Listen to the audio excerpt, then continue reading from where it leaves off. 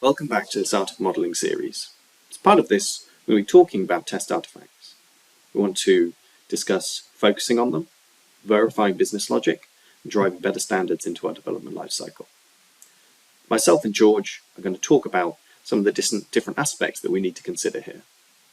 So, we're going to start talking about living documentation and the different decisions that affect different team members depending on the models that we build. So if we look at this from the team level, we've got different business analysts, testers, developers that all need to work in harmony. They need to understand the requirement, to which you have a model. As part of this model, we're going to be mapping out a particular user journey, end-to-end process, a different scenario based on whatever our team is developing. As part of that, we may have subflows or sub-processes, which teams also need to understand, but not necessarily to the level of depth as maybe where it's come from.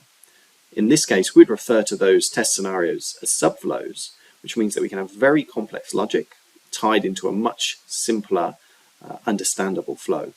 It gives us an end-to-end view of what needs to happen, but also when it comes to testing, we make sure that we don't miss out on those details.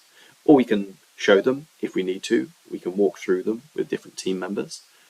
But at the end of the day, pull out all of the tests and test cases that we need at the click of a button so that we're confident in the quality that we're instilling across our model.